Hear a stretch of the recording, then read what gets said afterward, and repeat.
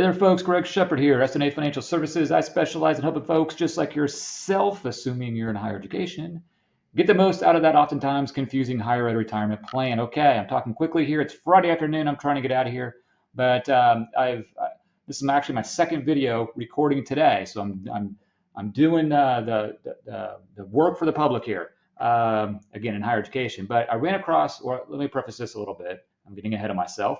I've said in the past that whenever I run across a situation or a scenario that I think is advantageous for the masses out there, I want to share it with you. And again, it's Friday afternoon. I'm getting ready to get out of here.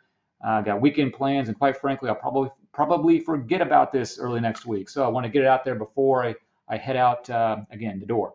So third time I've run across a situation or question, however we want to word this here, in the last maybe month. So I don't know what's going on, but it's getting more attention. I don't run across this very often, but the bottom line is these three folks, and there's going to be others out there like them. Okay, that's who I'm speaking to in this video. The bottom line is when you separate service, you don't have to leave your money with your current vendor. Okay, so all three of these folks assumed is, I guess, the best word, that they would just leave their money with TIAA. I don't think they felt like they had to, but they assumed that they would, and they didn't really understand or realize there were other options outside of that vendor. This just doesn't go for TIAA. It's for any vendor you have in that higher ed retirement plan. You have the option. It's your money. You have the option to do whatever you want with that.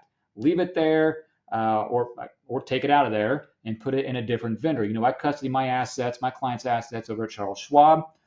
So the option a lot of folks will go for is you take what monies you can, you roll it over to an IRA and extract from that IRA as needed for income. Okay, a lot more detail than that. And of course, you could run into some illiquid contracts over at TIAA, which become more complicated. But what I want to drill into people's heads here, for those out there that assume that you'll leave your money with, in this case, TIAA. You don't have to, of course, but assume that you would do that just because you've been with them for 40 years and it's a comfort level. Folks, I've been doing this for 22 years now. And typically, and this is just my observation, my perspective with my clients and my experience, the most efficient, I'll call it the most efficient game plan once one retires, it's typically a combo. Okay, for various reasons, but a combo in my case, Charles Schwab, and then some of what TIAA does best, you keep that stuff over there. So you combo those together to get you the most efficient game plan possible upon retirement. But again, I can't emphasize this enough. A, you don't have to leave your money at any vendor, okay, TIAA included.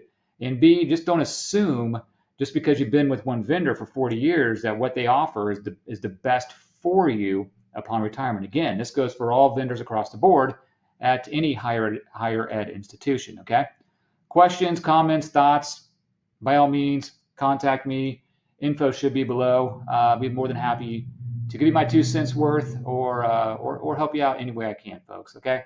Hey, Greg Shepard, S&A Financial Services. Go out and have a good one. All right, folks, take care. Bye-bye.